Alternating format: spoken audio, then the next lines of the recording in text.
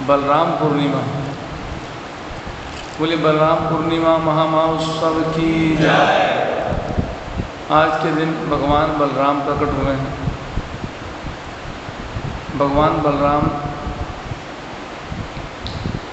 सेवक भगवान हैं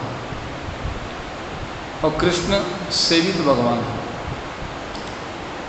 बलराम जी के जीवन का एक ही उद्देश्य है, कृष्ण की आज्ञा का पालन करना, कृष्ण की सेवा करना। और भगवान श्री कृष्ण का सबसे पहले जो विस्तार है वो बलराम जी हैं। बलराम जी से फिर आगे चतुर्व्यूह, महासंकर्षण, चतुर्व्यूह के आगे ये नारायण, सब महाविष्णु, ये सब बाद में सब आते हैं। तो शुरुआत कृष्ण भगवान क्या करते हैं, बलराम जी में अपना विस्तार करके आगे जितना भी कार्य है सारा बलराम जी करते हैं। जितनी भी लीला सब आगे सब बलराम जी का अरेंजमेंट है, कैसे करना क्या करना, कृष्ण भगवान नहीं कुछ करते इसमें। इसलिए बलराम जी को आदि गुरु भी कहते हैं। वही लक्ष्मण हैं, वही नित्यानंद हैं और वही अनंत शेष है। तो हर लीला में जैसे लक्ष्मण जी हैं वो राम जी की सेवा करने के लिए आए हैं। नित्यानंद जो हैं चैतन्य महाप्रभु की आज्ञा का पालन करते हैं। इसी प्रकार बलराम जी भी सेवा करते हैं। जो अनंत शेष हैं, जिनके अनंत मुख हैं, वो हर समय भगवान का बेड बन जाते हैं। भगवान लेटते ना अनंत शेष, देखा ना, तो भगवान का बेड, हाँ, भगवान उस पर लेटते हैं और उनके ऊपर छाया करते हैं। अनंत मुख हैं। और ये जो आप हमारा जो पृथ्वी या ब्रह्मांड आप कह सकते हैं, ये जो तैर रहा है हवा में, तो वास्तविकता में से कंट्रोल करने वाले कौन है? अनंत शेष। हर अनंत के मुख पर एक प्लैनेट है। ऐसे करोड़ों प्लैनेट है, एक नहीं है, करोड़ों करोड़ों प्लैनेट हैं। ऐसा एक लोग नहीं, कई सारे लोग हैं। इन सब का भार किसने लिया हुआ है? किसने लिया है? अनंत शेष जी के हर मुख पर। इसलिए उनके अनंत शेष मतलब जिनके अनंत मुख हैं। इसी तरह ब्रह्मांड भी अनंत है। तो बलराम जी के आने का उद्देश्य केवल कृष्ण की सेवा करना है। क्योंकि जब लक्ष्मण बन के आए बलराम जी, तो उनको हर बार राम जी की बात माननी पड़ी।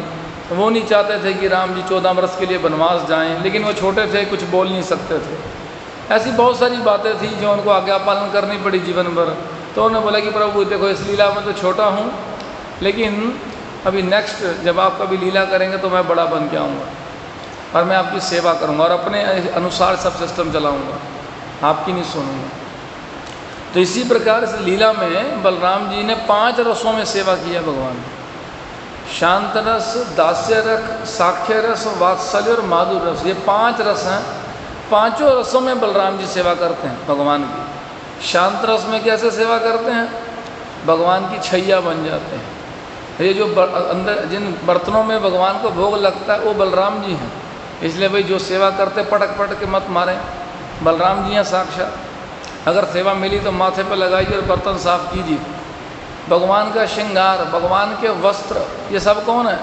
ये सब बलराम जी हैं। शांत रस, शांत रस में सेवा कर रहे हैं। दास्य रस, दास्य रस में इस कृष्ण लीला में हम देखते हैं कि जब कृष्ण भगवान सुबह उठने में देरी कर देते हैं तो फटाफट उनको जाकर तैयार करते हैं। माता यशोदा का साथ में हाथ वो लौटाएंगे, इस प्रकार फटाफट उसकी तैयारी करते हैं कि कृष्ण जल्दी तैयार हो जाएं और लीला करने चलना है। और साख्य रस में कैसे सेवा करते हैं? एक टीम होती है कृष्ण भगवान की, एक टीम बलराम जी की, और दोनों कंपटीशन करते हैं आपस में। जो टीम हारती है उसको उसके कंधे पे चढ़कर उस पार जाना है। तो इस प्रकार एवरीडे उनके साथ साख्य रस में भी भाग लेते हैं।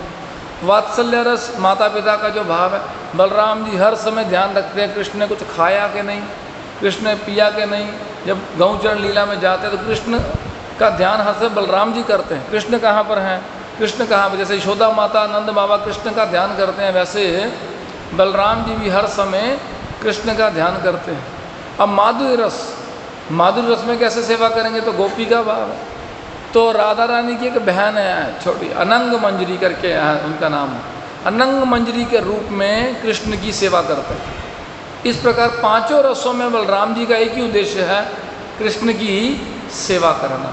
और बलराम जी हमें ये सिखाना चाहते हैं, इसलिए बलराम जी 8 दिन पहले आते हैं। रोहिणी नंदन कहा जाता है इनको, रोहिणी के गर्भ से भगवान प्रकट होते हैं और उनके आने का एक उद्देश्य सबको बताना कि सेवा करने से ही कृपा मिलेगी, किनकी? कृष्ण भगवान की। इसलिए बलराम जी को आदि गुरु कहा गया है। और इनकी कृपा लेने के लिए आज सबको क्या करना है? उपवास करना है, यानी कि 12 बजे तक सबको निर्जला उपवास करना है। उसके बाद फिर एकादशी प्रसादम सबने लेना है, ठीक है नहीं? आज प्रयास करिए, अन्न नहीं खाइए, बलराम पूर्णिमा का पूरा लाभ लीजिए, ठीक है ना?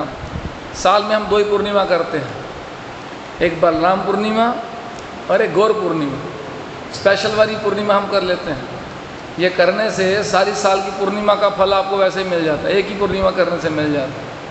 तो हम सब ने प्रयास करना है कि आज बलराम जी से प्रार्थना करनी है, क्योंकि वो संसार में जितने भी गुरु हैं वो कहाँ से आते हैं? बलराम जी से ही आते हैं। तो मूल बलराम जी हैं, गुरु तत्व कहा गया है। और इनसे आगे फिर सारी चलती है परंपरा गुरुओं की। बलराम जी भी रास करते हैं, जैसे कृष्ण भगवान रास करते हैं, बलराम जी भी रास करते हैं। बलराम जी की गोपियाँ अलग हैं, कृष्ण की गोपियाँ अलग हैं। जयो राम घाट जयो रोहिणी नंदन, जयो राम घाट जयो रोहिणी नंदन। ब्रज लीला में एक राम घाट स्थान है, ये जहाँ पर बलराम जी ने ये रास किया था गोपियों के संग में। ये गोपियाँ अलग हैं, कृष्ण की गोपियाँ अलग हैं।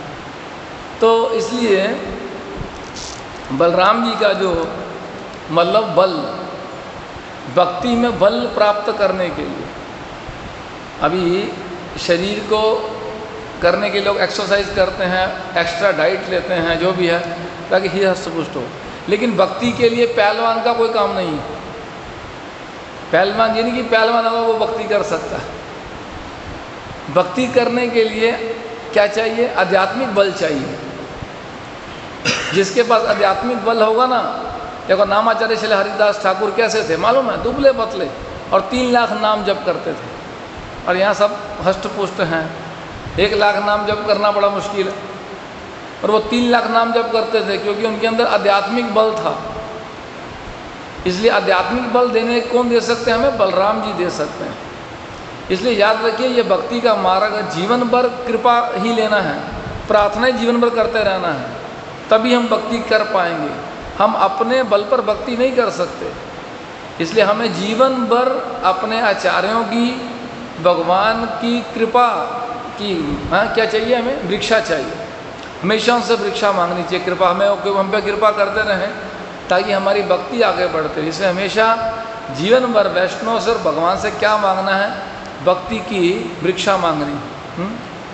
इसलिए महाप्रभु बोले ना कि जाओ नित्यानंद जी जाइए। नित्यानंद जी को क्या बोला? क्या करो जाकर? बोलो कृष्ण, बजो कृष्ण, करो कृष्ण शिक्षा। नित्यानंद प्रभु डिपार्टमेंट दिया है, सॉरी महाप्रभु ने डिपार्टमेंट दिया नित्यानंद प्रभु को। नित्यानंद कौन है? स्वयं बलराम है। उनको डिपार्टमेंट मिला है क्या करने के लिए? कृष्ण भक्ति का प्रचार करने के लिए। वो तो दुकान खोल के बैठे हैं, वही बलराम। वैसे तो बलराम जी बड़ा स्ट्रिक्ट है। एक बार ये जब गए थे, जब ये युद्ध चल रहा था महाभारत का, तो बलराम जी चले गए तीर्थ का भ्रमण करने। तो भ्रमण करते करते गए तो वहाँ सूत गोस्वामी जी वो बैठ के कथा कर रहे थे। सूत गोस्वामी नहीं, शायद मेरे को ध्यान क्यों कर रहे थे मालूम किसी को? रोमहर्ष कथा कर रहे थे।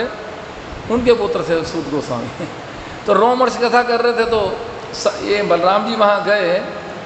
अब कोई सब खड़े हो गए, तो रोमहर्षि ने सोचा कि मैं तो व्यास पे बैठा हूँ, क्या करना है खड़े होकर। उन्होंने आदर नहीं किया। बलराम जी को इतना क्रोध आ गया, एक घास का तिनका पकड़ा और सीधा नाक में दिया, उनकी मृत्यु हो गई।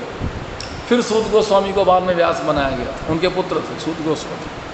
तो इतने स्ट्रिक्ट थे, इतने मतलब स्ट्रिक्ट थे बलराम जी, बड़े क्रोध वाले हैं बलराम जी, ठीक है ना। तो वही जब नित्यानंद बन जाते हैं तो इतने सॉफ्ट हो जाते, इतना सॉफ्ट हो जाते कि नाम की दुकान खोल देते हैं और सबसे प्रार्थना कर रहे हैं कि आओ आओ सब लोग ये भक्ति का दान लेके जाओ, सब लेके जाओ, सब नाम लेके जाओ, सब नाम लेके जाओ। क्या चाहिए? श्रद्धामान जन होए, श्रद्धामान जन होए। प्रभु ये आज्ञा बाई मांगो ये भिक्षा, और लोगों से भिक्षा मांगो। क्या करो? लोगों से भिक्षा मांगो। अभी क्या भिक्षा मांगो? बोलो कृष्ण भजो, कृष्ण करो, कृष्ण शिक्षा। ये लोगों से भिक्षा मांगो, नाम जपो, बस यही मांगो। वही बलराम जी सबसे भिक्षा मांग रहे हैं इस कलयुग में आकर।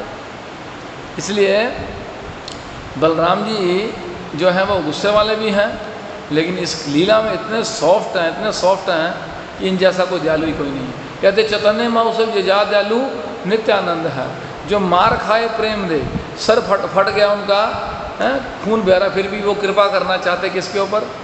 मदाई के ऊपर। मदाई के ऊपर कृपा करना चाहते कि नहीं हाँ प्रभु इसको क्षमा कर दो।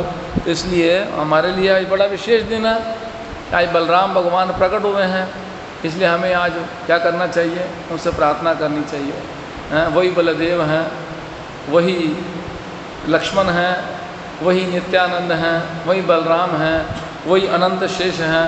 तो उनके अलग अलग कार्य रहते हैं और उनका उद्देश्य से केवल एक ही उद्देश्य है, भगवान की सेवा करना। इसलिए बलराम जी सेवक भगवान हैं, कृष्ण सेवित भगवान है। तो यही जब गुरु जैसा कार्य करते हैं तो वैसा कार्य बाकियों को भी करना चाहिए। तो बलराम जी ये अपने आचरण प्रभु जीवे सिखाए, अपने आचरण से ये सिखा रहे हैं कि कृष्ण की सेवा करना ही जीव का धर्म है। बस ये मैसेज आज देने के लिए 8 दिन पहले आ गए हैं, क्योंकि उनको पहले व्यवस्था करनी है सारी, कृष्ण आने वाले हैं, इसलिए वो पहले ही 8 दिन आ जाते हैं और सारे व्यवस्था करते हैं भगवान के आने से पहले, क्योंकि भगवान के भक्त भगवान के आने से पहले सारी व्यवस्था करते हैं। इसी प्रकार जैसे जन्माष्टमी आ रही है तो भक्त लोग 1-2 महीने पहले तैयारियां करना शुरू कर देते हैं कि भगवान को कौन सा ड्रेस पहनाना है, डेकोरेशन कैसा करना है, भगवान को क्या छप्पन भोग कैसे करना है, भक्तों की व्यवस्था कैसे रहेगी। तो ये सारी प्लानिंग 1-2 महीने पहले चलती है, क्योंकि भक्तों का संसार में कौन है? भक्तों का संसार में केवल भगवान है। लेकिन दुनियादारी में तो लोग शादियों में अरेंजमेंट करते ना, ये बुक कराओ, ये बुक कराओ, तो भक्तों को चिंता रहती है। इसके बाद तुरंत गौर पूर्णिमा का विचार हो, गौर पूर्णिमा में क्या करना है, कैसे करना है। इसी प्रकार भगवान के भक्त सारा साल भगवान की प्रसन्नता के लिए उनकी सेवा में तत्पर रहते हैं, ठीक है ना। तो बाकी बड़ा सारा विस्तार से है, बलराम जी का तो बहुत सारा विस्तार से है। आप आज ग्रंथ में पढ़िए, यूट्यूब पर सुन लीजिए, बहुत सारा विस्तार से है बलराम जी के ऊपर। अभी सुबह का समय इतना ही, ज़्यादा नहीं, ठीक है ना। बोलो बलराम पूर्णिमा महामहोत्सव की।